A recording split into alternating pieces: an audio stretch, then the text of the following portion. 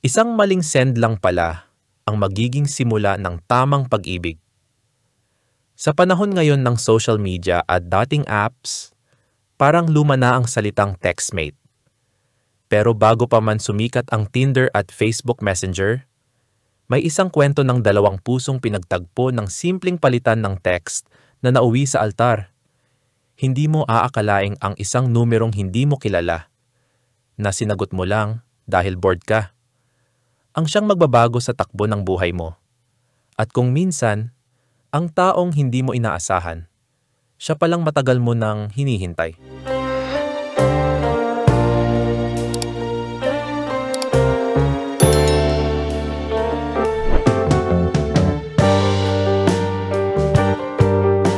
₱2,000 na panahon ng Nokia, 330. Only text at GM. Group message. Ako si Carla, 19 na taong gulang, college student sa isang state university.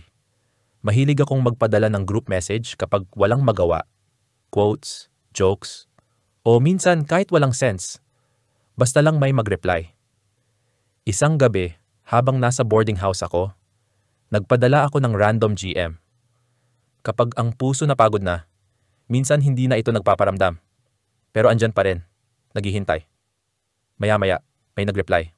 Unknown number. Ganda nun na. Hugot mo yan? O copy-paste? Napangiti ako. Hindi ko alam kung bakit, pero nag-reply ako. Secret? Bakit relate ka? At doon nagsimula ang hindi ko inaasahang kwento. Araw-araw na kaming nagte-text. Sa simula, casual lang.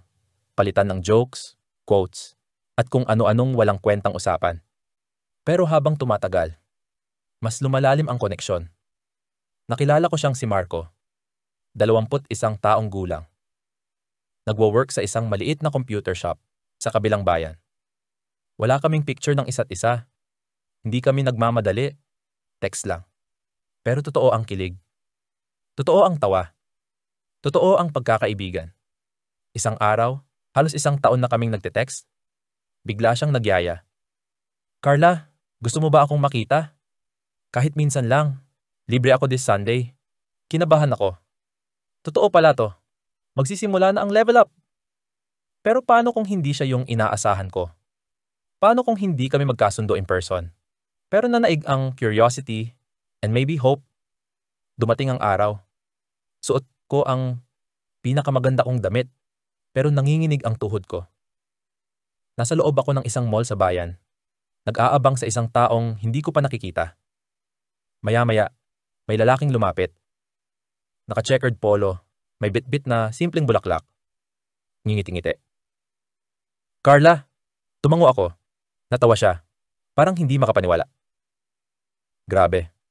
Mas maganda ka pala in person. At doon ko naramdaman ang kakaibang tibok ng puso. Para bang matagal ko na siyang kilala. Para bang tama siya. Mula textmate hanggang magkasintahan. Simula noon, mas naging madalas ang pagkikita namin. Lumipas ang mga buwan, naging kami. Sa kabila ng distansya, ng pagkakaiba ng mundo, estudyante ako, empleyado siya. Nagtagpo pa rin ang mga puso namin. May mga pagsubok din. May mga panahong muntik na kaming sumuko. LDR, long distance relationship, tampuhan, selosan, at ang pinaka-challenge, ang walang kasiguraduhan. Pero sa tuwing malapit ng bumigay, laging may isang message na bumubuhay muli sa relasyon. Kahit gaano pa kalabo minsan, babalik at babalik pa rin ako sa'yo. Kasi ikaw lang ang tahanan ko. Pagkatapos ng ilang taong pagtitiis, pagtatapat sa mga magulang at paghahanda sa buhay, isang araw, lumuhod si Marco sa harap ko. Wala sa mamahaling restaurant. Wala ring engranding setup. Nasa tapat lang kami ng bahay ng lola ko, kung saan kami unang nagkita muli pagkatapos ng matagal na panahon. Bitbit niya ang singsing. Seryoso ang mga mata. Carla, textmate kita noon. Kaibigan, kasama, katuwang. Pwede bang ikaw na rin ang maging asawa ko ngayon? At kahit nanginginig, tumango ako. Taong 2025. 15 taon mula ng unang message niya sa akin. Magkasama na kami sa bahay na pinundar namin. May 2 na kaming anak. At minsan, habang hinihintay ko siyang umuwi, binubuklat ko pa rin ang lumang phone kung saan nagsimula ang lahat.